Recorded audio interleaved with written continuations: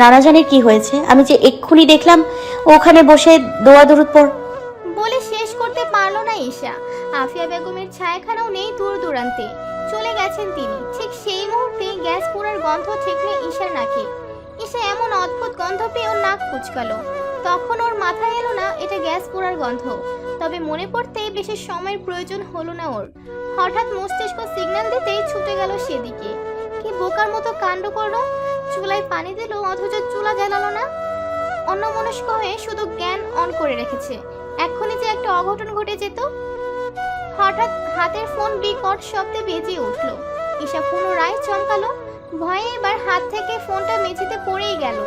বিস্ময়ের মহাসাগরে পড়ে বারবার শুধু ফোনটার দিকে তাকাতে লাগলো ঈশা। ঠিক তখনই পাশের ন্যায় কেউ গলা ছেড়ে চিৎকার করে কাঁদতে লাগলো। এবার বুঝি ঈশা পাগল হয়ে যাবে। আজ হচ্ছে কি খানবাড়িতে? সবকিছু এমন অস্বাভাবিক কেন লাগছে? কান্নার শব্দ বরাবর পাগলের মতো ছুটে গেল ঈশা। কান্নার শব্দটা খান সাহেবের ঘর থেকে ভেসে আসছে। ঈশার পদতল থমকে গেল ঘরের দরজায় এসে। আফিয়া বেগমের বলে যাওয়া কথাটা বারবার মনে পড়ল। বারবার কানে বাজতে লাগলো বাবার শরীরটা বাড়াবাড়ি হচ্ছে। ঈশার মস্তিষ্ক ওখানে বিকাল অঙ্গ বলে ঘোষিত হলো। নানাজান কি তবে দুনিয়ার মায়া ত্যাগ করেছেন? বুকটা ফাঁকা হয়ে গেল ঈশার। শ্বাসনালী আটকে এলো তীব্র যাতনায়। এটা কেন হলো? কে কে ওখানে? কেন হলো এটা? কেন? একই প্রশ্ন বারবার করে যাচ্ছে মন। এটা কেন হলো? কেন হলো? কেন হলো? এমনটা তো হওয়ার নয়। এমনটা কেন হলো? হঠাৎ দুঃস্বপ্নের ন্যায় ঘুম ভেঙে গেল ঈশার। নানাজানের গলাটা কাচের ন্যায় বারবার ভেঙে গুঁড়ো গুঁড়ো করছে কানের পর্দায়। পরক্ষণে চিৎকার করে ঘুম ভেঙে যায় ওর। শ্রাবণ পাশে থাকে, শক্ত করে আঁকড়ে ধরে, তবুও শান্ত হতে পারে না ও। পাগলের মতো কান্না করতে থাকে। আর শুধু মনে পড়ে একজোড়া স্নেহের হাত। সে যে শাসনের মুখোশ পরে স্নেহের সহিত বড় করেছে ছোট্ট ঈশাকে। খুব মনে পড়ে নানাজানের কথা। আজ তার মৃত্যুর 3 মাস। দুঃস্বপ্ন দেখেছো? দর দর করে ঘামছে ঈশা। শ্রাবণ ওর হাতটা মুঠোয় শক্ত করে ধরে রাখলো। জোর দিয়ে শুধালো ফের। ঈশা অন্যমনস্ক হয়ে ভাবছে কিছু, সঙ্গে হাঁপাচ্ছে বেশ। হঠাৎ ডুকরে কেঁদে উঠলো। শ্রাবণ ভরকে গেল। চট জলদি ঈশার মাথাটা নিজের বুকে চেপে ধরে কোমল স্বরে বলে উঠলো, কাঁদছো কেন পাখি? কি হয়েছে বলবে তো আমাকে? নানাজান নানাজান আমাদেরকে ফাঁকি দিয়ে চলে গেল। কেন চলে গেল? কেন চলে গেল? এ কেমন প্রশ্ন বলো তো? মানুষ কি চিরকাল থাকে? থাকে না তো। সবাইকে একদিন না একদিন চলে যেতে হবে। দুনিয়ার মায়া ত্যাগ করতে হবে, তোমাকেও আমাকেও। নানাজানকে আমার ভীষণ মনে পড়ে। বুকের ভেতরটা খা খা করে ওঠে মানুষটাকে এক পলক দেখার জন্য। তোমার মনে পড়ে যখন আমার বাবা আমাকে ফাঁকি দিয়ে চলে গেল? নানাজানও ঠিক সেটাই করলো। সবাই ফাঁকি দিয়ে চলে যায়, সবাই পাষাণ। না পাখি, পৃথিবীর নিয়ম মানুষকে পাষাণ করে, মানুষ পাষাণ নয়। কার না ইচ্ছে করে তার প্রিয়জনদের সাথে অনন্তকাল পার করতে? কারই না ইচ্ছে করে প্রিয়জনদের নিয়ে একসাথে অজস্র বছর বাঁচতে? কেউ কি চায় প্রিয়জনদেরকে ছেড়ে চলে যেতে? একদম চায় না। কিন্তু প্রকৃতির নিয়ম মেনে, সৃষ্টিকর্তার আদেশে আমাদের সবারই একদিন মৃত্যুর স্বাদ গ্রহণ করতে হবে। হবেই হবে। দাদাজানের হাতে হয়তো এতটুকুই নির্দিষ্ট সময় ছিল। কেউ যে তার নির্দিষ্ট লক্ষ্যরেখা ভেদ করে সামনে আগাতে পারে না, দাদাজানও পারেনি। আমাকে নানাজানের কাছে নিয়ে যাবে একবার? আজ নয়, তোমার শরীরটা একদমই ঠিক নেই। এই শরীর নিয়ে না করো না প্লিজ, আমি যেতে চাই, আমাকে নিয়ে চলো। ঈশার কান্নারত মুখ দেখে শ্রাবণ চেয়েও না করতে পারে না আর। শ্রাবণ ভাবে কিছুটা সময় কি করে ঈশাকে বুঝিয়ে রাখা যায়।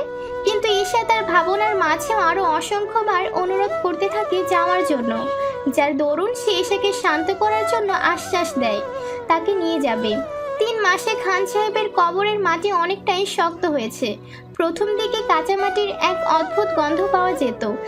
এখন আর সেই গন্ধ অনুভব হয় না ঘ্রাণেন্দ্রিয়তে। শ্রাবণ আর ঈশা দাঁড়িয়ে আছে কবরস্থানের পাশে। হাত জোড়ে একত্র করে এক মনে কবর জিয়ারত করছে দুজনে। শ্রাবণ উপরে উপরে শান্ত স্থির থাকলেও ভেতরে ভেতরে তার খুব কষ্ট হয় দাদাজানের জন্য। খান সাহেবের প্রথম নাতি শ্রাবণ, আর প্রথম নাতির জন্য তার টানটা বাঙালিকে আলাদা করে ব্যাখ্যা করার প্রয়োজন নেই হয়তো। শ্রাবণের প্রথম কথা শেখা খান সাহেবের কাছে। তার মা সবসময় বলতো শ্রাবণ নাকি সবার আগে দাদাজান বলে ডেকেছিল, যার দরুন তার পরের প্রত্যেক নাতি নাতনি তাদের ডাকার সাথে জান শব্দটা যুক্ত করে। শ্রাবণের অক্ষিগুলো ভরাট হয়ে ওঠে নিমিষেই। কিছু মধুর স্মৃতি আজ বড্ড দাগ কেটে যাচ্ছে বক্ষস্থলে। ঈশা কাঁদছে ফুপিয়ে ফুপিয়ে। জিয়ারত শেষ করে শ্রাবণ স্নেহের হাত জোড়া বাড়িয়ে দিল ঈশার পানে। ঈশা কাঁদতে কাঁদতেই মাথা রাখে তার কাঁধে। শ্রাবণ ওর বাহুদয় আগলে রেখে বোঝানোর উদ্দেশ্যে বলল, কাঁদলে দাদাজান কষ্ট পান, কেঁদো না প্লিজ। ঈশা কান্না থেমে গেল এক নিমিষে। তবে শ্রাবণের কথা শুনে নয়, তার মস্তিষ্ক কাজ করা বন্ধ করে দিল বলে। ঈশার দুর্বল দেহটা ঢলে পড়ল শ্রাবণের বাহু জড়ে। শ্রাবণ চমকিত দৃষ্টিতে তাকালো ঈশার দিকে। বুকটা কেঁপে উঠল তার। গলা ছেড়ে বিকট শব্দে ধ্বনিত হলো ঈশার নামটা। 7 দিনের নতুন বউ নামিরা। 7 দিন পূর্বেই ঘরোয়াভাবে আরব আরোর বিয়েটা হয়ে গেছে সবার উপস্থিতিতে। সেখানে ছিল না বাড়তি কোনো আনুষ্ঠানিকতা। কেবল কাজে ডেকে কবল পরে নামিরাকে ঘরে তুলেছে আরব। খান সাহেবের চলে যাওয়ার শোক খানবাড়ি এখনো কাটিয়ে উঠতে পারেনি। তাই তো বিয়ের আনন্দের চেয়েও মৃত্যু শোকটা এখনো এক ধাপ এগিয়ে। মা, ঈশাকে কি একটু স্যুপ করে দিবা? রান্নাঘরে কাজ করছে নামিরা। কাজ করতে করতে হঠাৎ ওর ঈশার কথা মাথায় এলো। কদিন ধরে ওর শরীরটা খুব খারাপ যাচ্ছে। খাওয়া দাওয়া একদম কিচ্ছু করছে না মেয়েটা। নূপুর বেগম তরকারি কাটছিল। নামিরার প্রশ্নে তিনি মুখ তুলে তাকালেন। আগে সবার নাস্তা হোক মা, আমি না হয় আপনাদের সাথেই বসবো। নামিরা ভীষণ ঘরোয়া মেয়ে। যেদিন থেকে বিয়ে হয়ে এসেছে এবারই, নূপুর বেগম একদম হিসেব করে বলতে পারবে মেয়েটা ঠিক কতটুকু সময় নিজের কথা ভেবে রেস্ট নিয়েছে। আরবের ভাগ্যটা সোনায় বাঁধানো, নয়তো এমন মেয়েকে এত সহজে মেলে। নূপুর বেগম তরকারি কাটতে নিয়েও কয়েক মুহূর্তে মনোমুগ্ধ হয়ে চেয়ে রইল নামিরার দিকে। আফিয়া বেগম আর মরিয়ম বিবি ওইখানেই আছেন। তারা অন্য কাজ করছিলেন, তবে তাদেরও কাজে কিঞ্চিত বিরতি এলো নামিরার কথা শুনে। আফিয়া বেগম মৃদু হেসে নামিরাকে বললেন, শোনো মেয়ে, তোকে আমাদের সাথে মোটেও বসতে হবে না, তুই ওদের সাথে বসে যাবি। তোকে কিন্তু আমরা মোটেও এত কাজ করতে দেব না, এই বলে দিলাম। 2 দিন শোকে শোকে করেছে ভালো কথা, কলেজ শুরু হলে লেখাপড়ার মনোযোগ দিতে হবে, বুঝেছো? শাসনের আড়ালে বুক ভরা ভালোবাসা শুধু আফিয়া বেগমই দিতে পারেন। এ কথা আর নতুন নয় নামিরার জন্যে। নামিরা সর্বদাই দেখেছে কত গভীর ভালোবাসা আফিয়া বেগমের। নামিরা তার কথার জবাব দিল না, মনে মনে হাসলো খুব। আতঙ্ক জড়ানো কণ্ঠস্বর তুতুনের। রান্নাঘরে নিমেষেই ভয়াবহ ত্রাস ছড়িয়ে দিল তুতুনের কথাটি। সবাই এক দফা চমকে উঠে একে অপরের মুখে চেয়ে তাকালো। পরক্ষণেই এক এক করে সবাই ছুটে বেরিয়ে গেল ড্রয়িং রুমের দিকে। শ্রাবণ ঈশাকে পাঁজাকুলে নিয়ে এসে দাঁড়ালো সোফার সামনে। তুতুনের কথা প্রশ্নটিতে তার বক্ষপিঞ্জরের নীরব আহাজারি বাড়ল বই কমলো না। ঈশাকে শুয়ে দিল সোফার ওপর। তুতুনের দিকে চেয়ে শুকনো গলায় ঢোক গেলে বলল, পানি নিয়ে এসো। তুতুন দৌড়ে গেল পানি আনতে। ততক্ষণে ড্রয়িং রুমে ভিড় জমে গেল সকলের। এই সময় শমশের সাহেব এবং সাজ্জাদ সাহেবও বাসাতেই ছিলেন। মরিয়ম বিবির চোখের কোণে স্পষ্টতর জল জমল। নামিরা ভিড় ঠেলে বসে পড়ল মেঝেতে। ঈশার গালে কপালে বারবার করে হাত ছোঁয়াতে লাগলো। আফিয়া বেগম আর মরিয়ম বিবু এসে বসেছেন ঈশার পাশে। তুতুন পানি নিয়ে এলো। শ্রাবণ চট জলদি সামান্য পানি নিয়ে ঈশার চোখে মুখে ছিটিয়ে দিল ভালো করে, কিন্তু তাতে কাজ হলো না। তোরা কোথায় গেছিলি? প্রশ্ন করলেন আফিয়া বেগম। কণ্ঠে তার বেজায় উদ্বেগ। শ্রাবণ পকেট হাতে ফোনটা বের করতে করতে অপরাধী গলায় বলল, বড্ড জেদ করছিল মা, দাদাজানের কাছে যাব করে কান্না জুড়ল। এরপর আর কি করে না যে পারি বলো, তাই। রেগে গেলেন আফিয়া বেগম। ধমকের সুরে বলে উঠলেন, পাগল হোসনি তো তুই? মেয়েটার শরীরের কথা একবার চিন্তা করবি না? গত 3 মাস যাবৎ মরার মতো হয়ে আছে। তোদের কি বলবো, আমার ভাষা নেই আর। শ্রাবণ নত শিরে দাঁড়িয়ে রইল। শমশের সাহেব বললেন, হ্যাঁ বাবাই করছি। তানি এসে শ্রাবণের হাত ধরে একটা সোফায় বসিয়ে দিল। ফের গেল পানি আনতে। 1 গ্লাস পানি এনে শ্রাবণের হাতে দিয়ে বলল। শ্রাবণ মলিন হেসে পানিটা নিল তানির থেকে। কয়েক ঢোকে পুরোটা শেষ করে খালি গ্লাসটা এগিয়ে দিল তানির দিকে। তানি সেটা হাতে নিতে নিতে উসখুস করতে লাগলো। শ্রাবণ প্রশ্নবিদ্ধ নয়নে তাকালো তানির পানে, শুধালো, কিছু বলবি? বল। শ্রাবণের মনে সন্দেহের বীজ রোপিত হলো। একবার ঈশার সরল নিষ্পাপ মুখটার নজর বুলিয়ে উঠে গেল অন্য পাশে। তানিও গেল তার পিছু পিছু। বল, কেন, কিসের রাগ? শ্রাবণ ভ্রু কুচকাল। তানি ছোট্ট একটা ঝোঁক গেলে আশেপাশে তাকালো। ফের শ্রাবণের হাত ধরে ভয়ার্ত গলায় বলল। চকিতে তাকালো শ্রাবণ। ক্ষণেই তানির হাত থেকে নিজের হাতটা এক ঝটকায় ছাড়িয়ে নিল। অদূরে অচেতন অবস্থায় পড়ে থাকা ঈশার পানে পুনরায় তাকালো। তখন তানি আবারও বলল। শ্রাবণ অবিশ্বাস্য দৃষ্টিতে ফিরে তাকালো তানির দিকে। জানতে চাইল, তুই কি করে জানলি? যা বোঝার বোঝা হয়ে গেছে শ্রাবণের। মেয়েটা এবার নিজেকে শেষ করেই ছাড়বে। তুর্যর সাথে ওই অ্যাক্সিডেন্টের পর থেকে এসে কম বেশি প্রায়শই অসুস্থ থাকতো। শ্রাবণ ডাক্তারের সাথে রেগুলার কথা বলতে থাকে ঈশাকে সুস্থ রাখার জন্য। তখন ডাক্তার একদিন শ্রাবণকে অ্যালার্ট করে ঈশার প্রেগনেন্সির ব্যাপারে জানায় বাচ্চা নেওয়ার জন্য যেন বেশি তাড়াহুড়ো না করে। ঈশার পাকস্থলীতে বিষের পরিমাণ একটু বাড়াবাড়ি হওয়াতে সব কিছুই খানিক পেঁচে পড়ে যায়, যা বাচ্চা নিতে গেলে তারা ফেস করবে। তাই ঈশার সুস্থ হওয়ার পরেও কিছুটা গ্যাপ রেখেই যেন তারা বাচ্চা নেয়। তবে ঈশার যে বড্ড বেশি তারা, সেদিন এই বিষয়ে কথা উঠলে এই কারণে শ্রাবণ হাবিজাবি বোঝায় ঈশাকে। এখন সে নিজেকেই বকছে মনে মনে। ঈশাকে সবটা সহজভাবে বুঝিয়ে দিলে ঈশা নিশ্চয়ই বুঝতো। সূর্য ঢলে পড়েছে পশ্চিম আকাশে। অন্তরিক্ষের লাল হলদে আবরণ পশ্চিমের রূপ বদল ঘটিয়েছে নিদারুণ আকারে, মনোমুগ্ধকর। শ্রাবণের ললাটে গুনে গুনে ঠিক 3টে ভাঁজ পড়েছে। সে চিন্তিত, মহা চিন্তায় জমে যাচ্ছে। এমন আনন্দিত, প্রীত আর সন্তোষজনক সংবাদ কোনো দীর্ঘ আঘাত, কোনো দীর্ঘ ঘা দিয়ে যাবে না তো তাদের জীবনে? কেন করলে তুমি এমন ইস্যু পাখি? কেন করলে? নিজের জেদকে জিতিয়ে দিয়ে কি এমন পেলে? এ কি করছো? একখানা আতঙ্কগ্রস্ত কণ্ঠ কর্ণপাত হতেই চমকে উঠল শ্রাবণ। ঘুরে পেছনে তাকাতে তাকাতে কণ্ঠের মালিক সম্মুখে এসে দাঁড়ালো। শ্রাবণ তাকে দেখতে পেল না সুষ্ঠুভাবে। তার পূর্বে সে সজোরে আঘাত করলো শ্রাবণের হাতে। অমনি শ্রাবণের হাতে ফসকে পড়ে গেল জ্বলন্ত সিগারেটের শেষাংশ। সিগারেটটা নিচে পড়তে হুঁশ ফিরল শ্রাবণের। চট জলদি ঈশাকে নিয়ে 2 কদম সরে গেল পেছনে। আরেকটু হলে হাত জ্বলে যেত ছোট্ট অগ্নিকুণ্ডায়। শ্রাবণ নিজের বোকামিতে দীর্ঘশ্বাস ছেড়ে কপাল ডলতে লাগলো। সিগারেট খাচ্ছো? ঈশার কঠিন স্বর শোনা গেল। শ্রাবণের সেসবে কোনো হেলদোল নেই। তার কিছু একটা মনে পড়তে ঈশার হাতটা ছেড়ে সরে গেল খানিক দূরে। ঈশা অবাক হলো, অভিমানে ভারী হলো অন্তঃস্থল। কিছু বলবে? মেয়েটার মাঝে এত মায়া কেন? এই যে সামান্য এক প্রশ্ন করলো সে, তাতেও যেন এক ঝাঁক মায়া ছড়িয়ে দিল চারপাশে। আতরের খুশবুর ন্যায় ছড়িয়ে পড়লো সেই মায়া। শ্রাবণ পারবে না ওর সাথে রেগে না অভিমান করে থাকতে। বড্ড দুর্বল সে এই জায়গাটায়। যা বলতে এসেছো বলে চলে যাও, আমি কিছুক্ষণ একা থাকতে চাই। শ্রাবণ বড্ড পাষাণ, আর বারবারই এই পাষাণ মনোভাব সে আঁকড়ে ধরে বসে থাকতে পারে। এতে ঈশার বিন্দুমাত্র সন্দেহ নেই।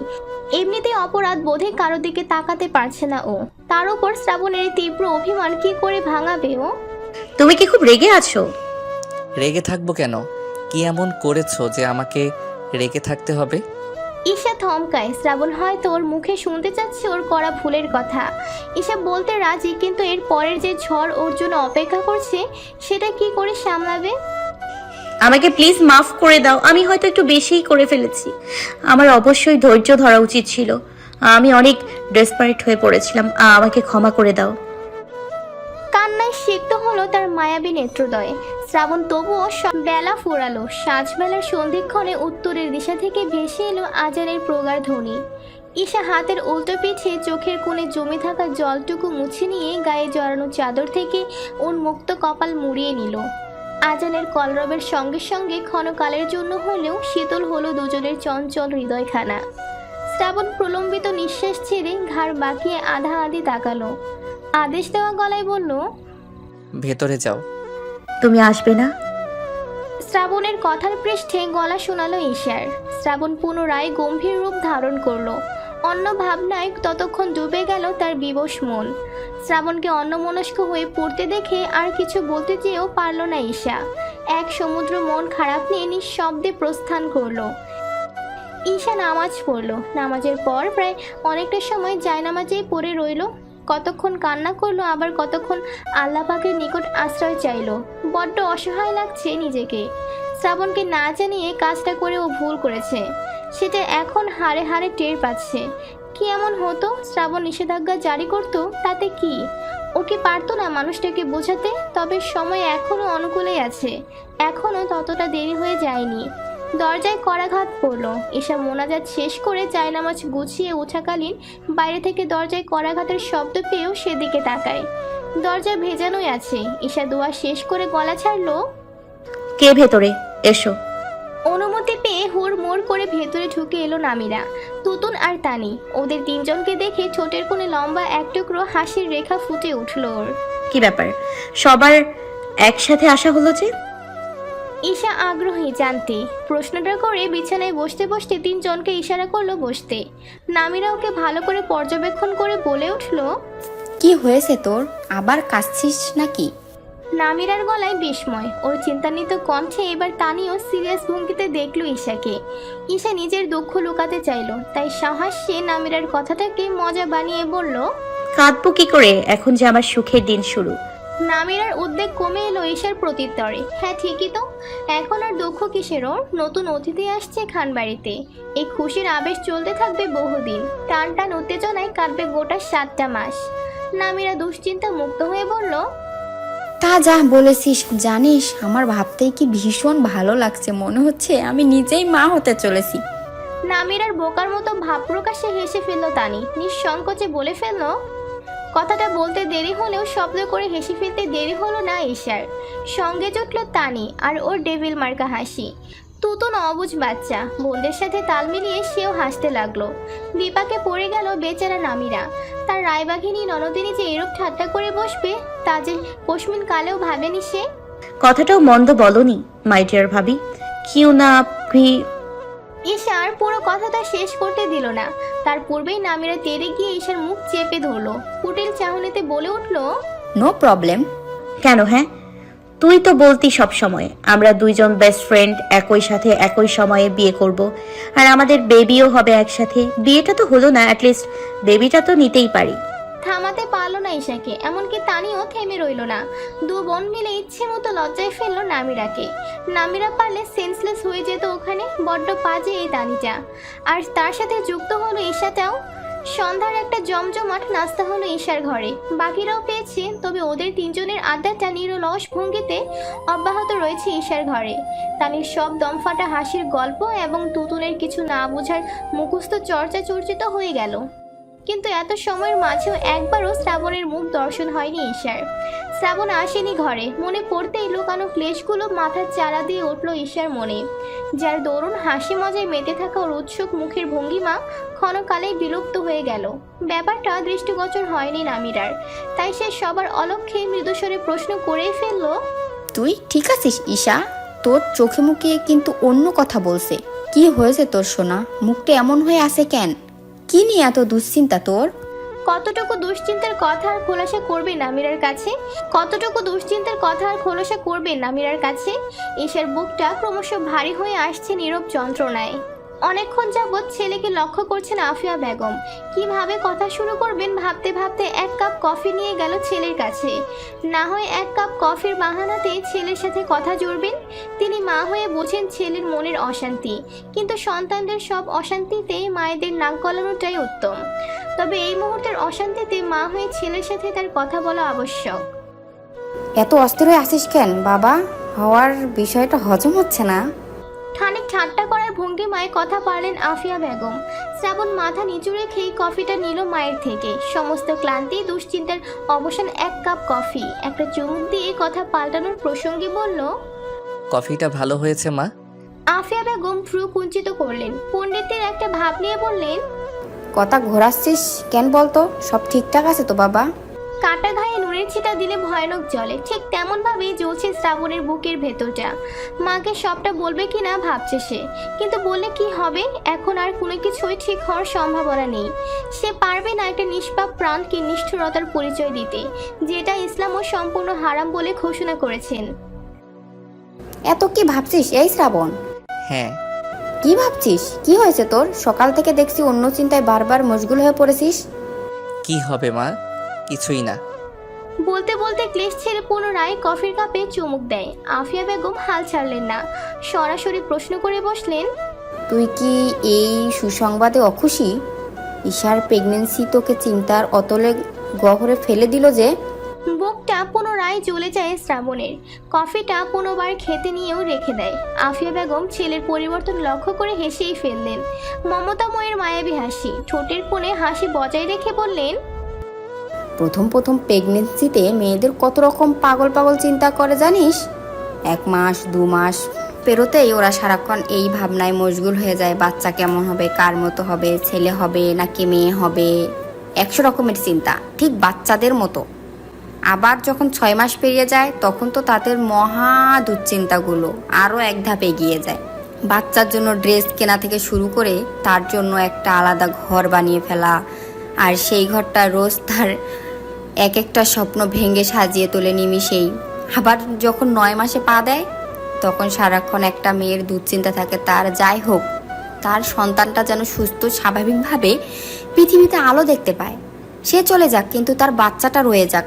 একজন মেয়ে একজন মা কতটা স্যাক্রিফাইস করে ফেলে তার সন্তানটা দুনিয়াতে আনার জন্য, ভাবতে পারবি না বাবা।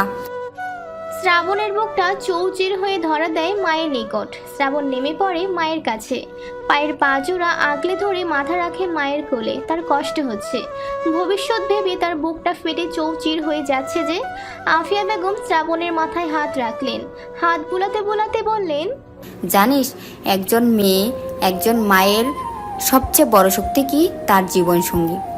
এই একটা মানুষকে সে চোখ বন্ধ করে ভরসা করে যায়। আর প্রেগনেন্সির সময় একজন স্বামীর ভূমিকা থাকে অতুলনীয়। স্বামীর ভরসাতেই, স্বামীর দেওয়া মনোবলেই মেয়েরা মরণের চেয়ে কঠিন যন্ত্রণা পার করে আসতে পারে। প্রসব বেদনা তখন তার ঘায়েল করতে পারে না একজন নারীকে। মা, আমি কি করব? আমার যে সবটা বড্ড এলোমেলো লাগছে। আমার নিজেকে এলোমেলো লাগছে না মা, আমি বুঝি নিজেকে হারিয়ে ফেলছি। না রে বোকা, তোর মতো এই অনুভূতি প্রত্যেকটা ছেলেরই হয়। তারা বুঝে উঠতে পারে না এই সময়টা তাদের ঠিক কতটা স্থির আর শক্ত থাকতে হয়। তারা যদি একবার ভাবে তাদের মুখে এক চিলতে হাসি তাদের স্থিরভাবে দাঁড়িয়ে করিয়ে রাখা কোনোভাবেই তাদের মাঝে ভেঙে পড়ার নয়, তিক্ত অনুভূতি আসতে দেয় না, তখন তারা নিশ্চয়ই নিজেদেরকে সামলে রাখতো। তোর বাবা ঠিক তোরই মতো, তুই আসার সংবাদের কথায় ক্ষেত হারিয়ে ফেলেছিল। তখন বাবা ছিল সবার মাথার উপরে একমাত্র পরিচালক, আমাদের একমাত্র পথ প্রদর্শক। তিনি তো বাবাকে ঠিক এভাবেই বুঝিয়েছিল, ওর হাতটা শক্ত করে ধরো, ভালো মন্দ বিচার করবে আল্লাহ পাক, আমাদের এত দুশ্চিন্তা করার কোনো প্রয়োজন নেই। এই কথাগুলো মানুষটা এক নিমিষেই বদলে গেল। কি ভয় কি ডর সব ভুলে সে আমার হাতটা এমনভাবে আঁকড়ে ধরলো যেন আমি সমস্ত ভয়কে জয় করে সুস্থভাবে দুনিয়ার আলো দেখাতে সক্ষম হলাম। বাবারে, ঈশাকে এই মুহূর্তে একা ছাড়িস না, ওর পাশে থাকা, ওকে আগলে রাখা। না জানি মেয়েটার মনে কতটা ভয় জমে আছে, এগুলো আর কেউ নয়, একমাত্র তুই পারবি দূর করতে। মা, আমি যদি ঈশাকে হারিয়ে ফেলি, আমার ঈশা যদি আমার থেকে চিরতরে হারিয়ে যায়? শঙ্কায় বুক কাঁপছে শ্রাবণের। ছেলের মনের অবস্থা পুনরায় অনুধাবন করতে আফিয়া বেগমের বিন্দু মাত্র সময় অপচয় হলো না। তিনি মৃদু হাসলেন, শ্রাবণের মাথায় হাত বুলিয়ে যাচ্ছেন। খানিক সময় বয়ে গেল, হয়তো তিনি ছেলেকে পুনরায় বোঝাতে যেয়ে কিছুটা সময় নিলেন। অতঃপর পুনরায় বললেন, মানুষ মনের অসুখে মরে বেশি। মানুষ যখন সুখে থাকে তখন উপরওয়ালা তার আয়ুতে আরও 2 দিন যুক্ত করে। তাই তো বলছি, ঈশাকে সুখে রাখার জন্য সব কর, যত দূরে যেতে হয় যাবি। ওর সুখের জন্য তোর মনের ঘরে কোণে না এর জায়গা যেন না হয়। আমি বোধহয় ঈশাকে অশোকের বেড়াজালে বাঁধিয়ে নিয়েছিলাম মা। কেন কেন এমন করছে আমার মেয়েটা? ও কিছু করেনি, সবটাই আমার নায়ের জন্য। আমি ওকে না করেছিলাম মা। ঈশাকে কখনো ভুল বুঝিস না বাবা। ঈশা এমন একটা মেয়ে যে কিনা সবার সুখের কথা চিন্তা করে নিজে বিষ পান করে নিতে পারে। দেখ ওর জীবনে যে কয়টা ভুল, সব ছিল আমাদের বোকামির ফল। ও কোনোদিনও মুখ ফুটে নিজের চাহিদা, নিজের ভালো লাগা কথা ব্যক্ত করেনি। সবসময় আমাদেরকে চেয়েছে, আমাদের কিসে ভালো লাগবে সে ভেবেই সবকিছু করে গেছে। শ্রাবণের অক্ষিকোণ থেকে 1 ফোঁটা জল গড়িয়ে পড়লে আফিয়া বেগম শ্রাবণকে তুলে বসালেন। পরম যত্নে ছেলের অশ্রুসিক্ত নয়নজোড়া 2 হাতে মুছিয়ে দিয়ে বললেন, ঈশাকে কষ্ট দিয়েছিস তাই না? শ্রাবণ মাথা নিচু করে ফেলে। পরক্ষণে মাথা নেড়ে জানান দেয়। হ্যাঁ। আফিয়া বেগম শ্রাবণের গালে একটা মার দিয়ে শাসানি গলায় বলতে থাকেন, খুব বার বেড়েছিস তুই। আমার মেয়েকে কষ্ট দিয়ে বের করবো তোর। যা এখন রুমে গিয়ে হাত জোর করে মাপ চাইবি, বলবি তুই ভুল করেছিস। যা, এক্ষুনি যা। মা। আফিয়া বেগম আবারও হাত তোলেন, তবে এবার মারলেন না। গরম চাহনি দিয়ে রুমের পানে নির্দেশ করে বললেন, এক্ষুনি যা। শ্রাবণ কথা শোনা বাধ্য ছেলেটির ন্যায় উঠে গেল। আফিয়া বেগম প্রলম্বিত নিঃশ্বাস ছেড়ে ছেলের যাওয়ার পানে একবার দেখলেন। ভাবলেন আরও কতটা বোঝালে তার ছেলেটা ভালো থাকতে পারবে, ঈশাকে ভালো রাখতে পারবে। চোখের তারায় মনোহরিণীর ঘুমন্ত মুখশ্রী হৃদয় হরণ করলো শ্রাবণের গম্ভীর মনোভাবের। মায়ের বলার পর শ্রাবণ এদিক সেদিক না তাকিয়ে সোজা চলে এলো নিজের ঘরে, ঈশার কাছে মাপ চাওয়ার তাগিদে। কিন্তু রুমে এসে দেখলো তার ইস্যু পাখি নিশ্চিন্তে ঘুমিয়ে আছে বিছানার মাঝামাঝি হয়ে। শ্রাবণ দীর্ঘ সময় তার পানে স্থির ও স্বস্তির দৃষ্টি নিক্ষেপ করে বসে রইল। বুঝি সে নতুন করে প্রেমে পড়লো চেনা মুক্তির। আলগোছে ঈশার পাশ ঘেঁষে বসতে বসতে আওড়ালো কথা চেয়ে। হাতের নিষ্পিস করা ভাবটাকে দমন করতে না পেরে আলগোছে স্পর্শ করলো তার নরম শীর্ণ গালে। ঈশা ঘুমের ঘরে কিঞ্চিত কেঁপে উঠল। কাঁচা ঘুম, হয়তো মিনিট পাঁচেকও হয়নি এই ঘুমের। উপরওয়ালা আমাকে ক্ষমা করবেন না বউ পাখি, তোমার সাথে আমি অন্যায় করেছি, অন্তত তুমি আমাকে ক্ষমা করে দাও। সন্তর্পণে হৃদস্পন্দন তড়িৎ হারে বেড়ে গেল শ্রাবণের। কথাগুলো বলতে বলতে ঈশার নেতিয়ে থাকা হাতটা তুলে নিজের মুঠোবন্দি করে নিল। বুক চিরে তপ্ত দীর্ঘশ্বাস বেরিয়ে আসতে ঈশার বন্দি হাতটাই নিজের কপাল চেপে ধরলো। সেকেন্ড গড়ালো না, পরক্ষণে শ্রাবণ বিবর হলো অনাকাঙ্ক্ষিত একখানা স্বর। কি হয়েছে তোমার? কি হয়েছে? কণ্ঠে এক রাশ আকুলতা ও তীব্র ভীতি। নিজের হাতটা শ্রাবণের কপালের সাথে আরেকটু চেপে ধরে খানিক এগিয়ে গেল ঈশা। শ্রাবণ ফট করে ঈশার হাতটা নামিয়ে দেয় নিজের কপালের শীর্ষবিন্দু হতে। পরক্ষণে ক্ষুধার্ত ভিখারির ন্যায় বুকের মাঝে মিশিয়ে নেয় ঈশাকে। ঘুমকাতুরে ঈশার সবটা বুঝতে বেশ কিছুটা সময় লেগে গেল। শ্রাবণের হৃদস্পন্দনের ন্যায় পাল্লা দিয়ে কাঁপছে তার দেহ। মাথায় এক রাশ দুশ্চিন্তারা এসে ভিড় জমালো। একবার মনে হলো, সব কিছু ঠিক আছে তো? তুমি এমন করছো কেন? কি হয়েছে আমাকে বলো না। ঈশার আকুল কণ্ঠ পুনরায় শ্রবণ বিবর হয় শ্রাবণের। সে আরেকটু শক্ত করে জড়িয়ে ধরে ঈশাকে। মনের আশা মেটে না তখনও। নিজের অপরাধ বোধ একই আছে বুকের ভেতরটায়।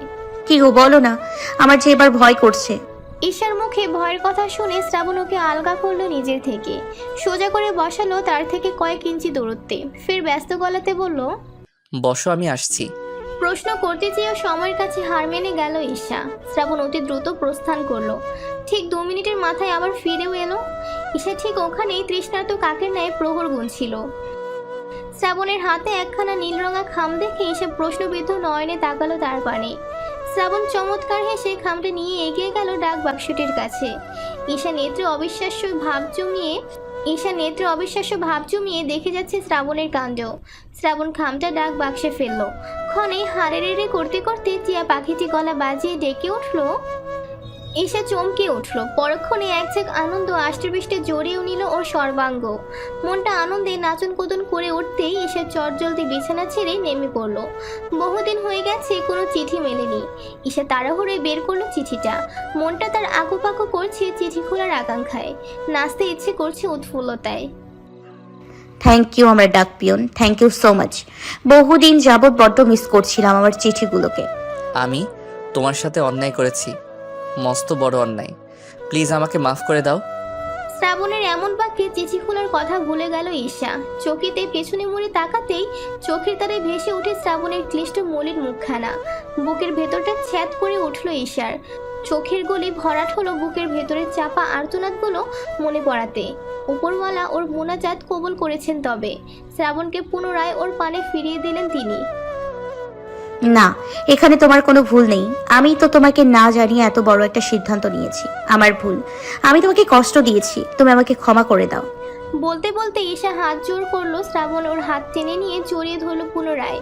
শক্ত করে আঁকড়ে ধরে জড়ানো কণ্ঠে বলল, না, একদম না। তুমি একদম ক্ষমা চাইবে না। তুমি ঠিক ছিলে, আমি বলছিলাম। ঈশা আর কোনো বাক্য ব্যয় করতে হলো না। পরম স্নেহে বাকি রাতটুকু মানুষটার বুকের সাথে লেপ্টে থেকেই পার হলো। দুপুর 12টা, গা পোড়া গরমে রাস্তার পাশের ছাউনিতে মোড়ানো ছোট্ট ফুচকার দোকানটায় বসে আছে আরাফ আর তানি। দুজনের হাতে দুটো ফুচকার প্লেট। তানি ওর সম্পূর্ণ মনোযোগ ফুচকায় নিবদ্ধ করে খেয়ে চলেছে, কিন্তু আরাফ সেটা পারছে না।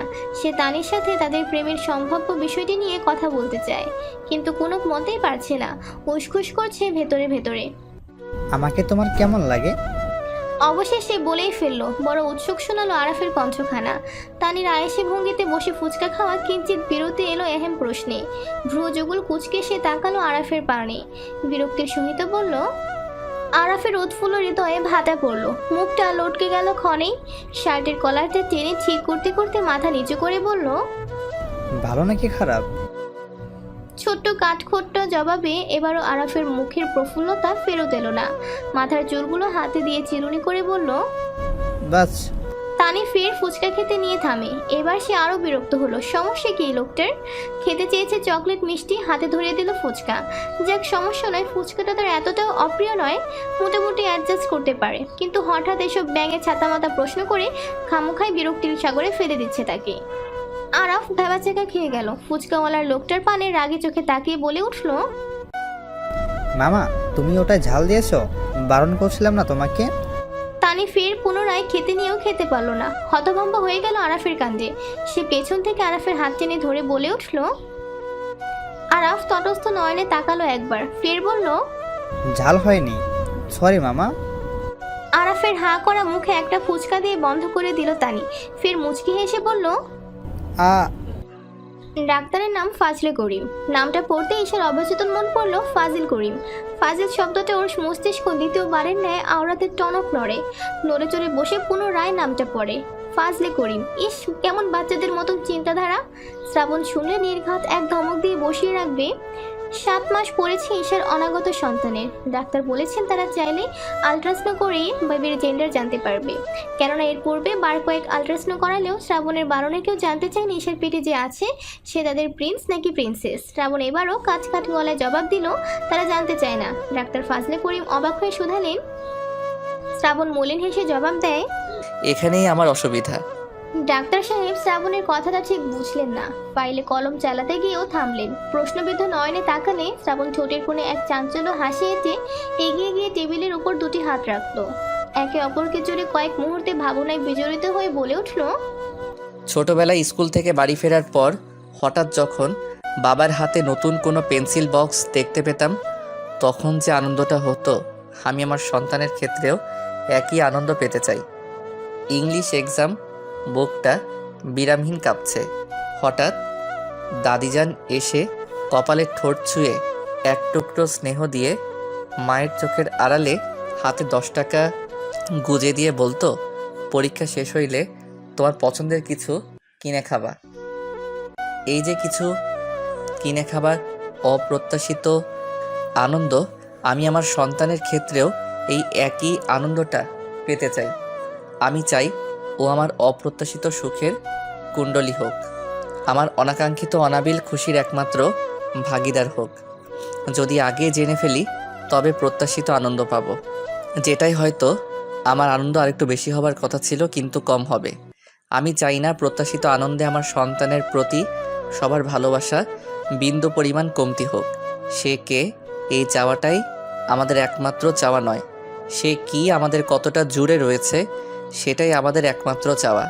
আমরা চাই সে সুস্থ ও স্বাভাবিকভাবে দুনিয়ার আলো দেখুক। আপনি শুধু আমাদের এতটুকুই ইনশিওর করবেন, সে কি সুস্থ আছে, স্বাভাবিক আছে। মুগ্ধতা ঝরছে নয়নে তার, অর্থাৎ ঈশার। এত সুন্দর এক্সপ্রেশন যে ও নিজেকেও দিতে পারবে না, অন্যকে তো দূর। আজ মানুষটার প্রতি আরও এক আকাশসম ভালোবাসা বেড়ে গেল ওর। ফাজলে করিম ভরাট হাসলেন, তার সাদা দাঁতগুলো ঝলমল করছে। বোঝাই যাচ্ছে ভীষণ খুশি হয়ে গেছেন তিনি। লোকটার বয়স 50 ছাড়িয়েছে। জরুরি নয় সব ডাক্তারদের চোখে ভারী বাওয়ারি চশমা থাকবে, ওনারও নেই। জোয়ান তাগড়া ছেলেদের ন্যায় তার চোখের জ্যোতি। আধুনিকতায় ছোঁয়া পেতে পেতে মানুষ আজ দিশেহারা। স্বাভাবিকভাবে এই দম্পতিকেও তিনি ব্যতিক্রম ভাবতে পারেননি। প্রথমে একটু অবাক হলেও ভেবেছিলেন শেষ অবধি কেউই ধৈর্য রাখতে পারবে না, কিন্তু সে ভুল ছিল। নিজের ভুল সে ভালোভাবেই বুঝতে পেরেছে। ছেলেটাকে একটা স্যালুট দিতে ইচ্ছে করেছে তার। শ্রাবণ মৃদু হাসলো, ডাক্তার সাহেবও হাসলো তার ন্যায়। অতঃপর 2 হাত বাড়িয়ে হ্যান্ডশেক করলো শ্রাবণের সাথে। ঈশার উদ্দেশ্যে কথাগুলো বলে গেল ডাক্তার সাহেব। ঈশা লক্ষ্মী মেয়ের মতো সবটা শুনে কেবল মাথা নেড়ে সমর্থন করলো।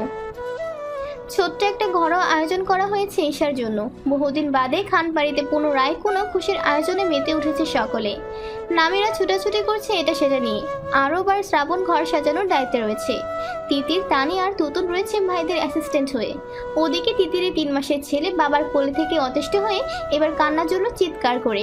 ছেলের কান্নায় তিতিরকে অ্যাসিস্ট্যান্ট পদ থেকে বাদ দিয়ে দিল শ্রাবণ। আগে তাদের একমাত্র ভাগ্নেকে সামলাতে হবে, পরে সব কাজ। তিতির মুখ লটকে ছুটল ছেলের কাছে। আফিয়া বেগম, নূপুর বেগম এবং মরিয়ম বিবি রান্না করছেন এলাহি আয়োজনে। আজকে ঈশার পছন্দের সমস্ত খাবার রান্না হচ্ছে। দরজার ওপাশে ঈশা সবার হইচই করা কাণ্ড দেখছে নানির সাথে বসে। নানি যেন ওর লম্বা কেশগুলোকে আছড়ে বেঁধে দিচ্ছেন, খোপা করবেন। সাথে একটা বেলি ফুলের মালা ধরিয়ে দিয়ে গেছে শ্রাবণ। আদেশ করে গেছে তার গিন্নির খোপায় যেন এই ফুলটা পরানো থাকে। আনোয়ারা বেগম রসিকতা করে বললেন। শ্রাবণ হাসতে হাসতে চলে গেল, সাথে জানিয়ে গেল তাকে একবার ডাকলে সে উড়ে চলে আসবে। সমস্ত আয়োজনের অন্ত মিলে ঈশাকে এনে বসানো হলো খাবার টেবিলে। ওর সামনে 100 রকমের খাবার সাজিয়ে রাখা হয়েছে। বড় বড় 5 মাছ, মাছের মুড়ো, আস্ত মুরগি, 10-12 পদের ভর্তার তরকারি। সব দেখে ঈশার জিভে জল আসার উপক্রম। সবাই উৎসুক দৃষ্টিতে তাকিয়ে আছে। ঈশা প্রথমে কোনটা তুলবে। ঈশা সবার মনের ডাক শুনে বড় মাছের মাথাটায় তুলে নিল। আফিয়া বেগম, নূপুর বেগম এবং মরিয়ম বিবি মুখ চাওয়াচাই করে মৃদু হাসলেন। আনোয়ারা বেগমও হাসলেন মুখ টিপে। ঈশা এদিক সেদিক না দেখে খেতে আরম্ভ করলো, যা দেখে শ্রাবণ খোঁচা মেরে বলে উঠল, বরকে না সেদে খেয়ে নিলে? হাই হাই মা, এ তুমি কেমন মেয়ের সাথে আমার বিয়ে দিলে? দেখো দেখো চেয়ে। শ্রাবণের কথায় সবাই হেসে উঠল সশব্দে। তবে ঈশার মুখখানা চুপসে গেল। অসহায় দৃষ্টিতে আফিয়া বেগমের পানে তাকাতে তিনি চোখ পাকালেন ছেলেকে, বললেন, তুই এত পেটুক হলি কবে রে? আমার মেয়ের খাবারে একদম নজর দিবি না। আর শুধু আমার মেয়ের জন্য রাঁধিছি আমি। শ্রাবণ মানল না, মিছিল করার ন্যায় বলে উঠল, মানবো না মানবো না, এভাবে খেলে চলবে না, চলবে না, ভাগ তো আমাকে দিতেই হবে। বলে ঈশার পাশের চেয়ারটা টেনে বসে পড়ল সে। অতঃপর করলো এক অবিশ্বাস্য কাণ্ড। ঈশার খাবারের প্লেটটা নিজের থেকে টেনে নিয়ে বড় এক কামড় বসালো মাছের মুন্ডিতে। ঈশা মৃদু চিৎকার করে উঠল, সেই সাথে বাকি সবার মুখে হাত। আফিয়া বেগম তেড়ে এসে তো দিলেন এক মার খেয়ে বেঁকে গেল শ্রাবণ। সকলে পুনরায় জোট বেঁধে হেসে উঠল ঘর কাঁপিয়ে। হাসলো ঈশাও, তবে মুখ লুকিয়ে। শ্রাবণ মুখে মাছ নিয়ে বিড়ালের ন্যায় চোরা চোরা চোখে তাকালো মায়ের পানে। আফিয়া বেগম আবারও মারবেন, হাত তুলতে শ্রাবণ নিজের খাওয়া মাছটুকু ঈশার মুখে পুরে দিল। সবার মুখে আবারও হাত। পরক্ষণে পুনরায় হাসির রোল পড়লো সারা ঘর জুড়ে। আফিয়া বেগমও পারলেন না নিজের হাসিটাকে দমিয়ে রাখতে। সে হেসে উঠে এক হাতে জড়িয়ে ধরলেন ছেলেকে, সে সাথে অন্য হাতে ঈশাকেও। তাদের আলিঙ্গনের দৃশ্য মোহিত করলো সকলকে, যার দরুন সবাই একসাথে ঝাঁপিয়ে পড়লো ওদের উপর। যে যেভাবে পারলো একে অপরকে জড়িয়ে ধরলো। সবার নিচে পড়লো ঈশা আর শ্রাবণ। হাস্যজ্জ্বল মুখে ঈশা শ্রাবণের পানে তাকাতেই সবার অলক্ষ্যে ঈশাকে কাছে টেনে জড়িয়ে ধরলো শ্রাবণ।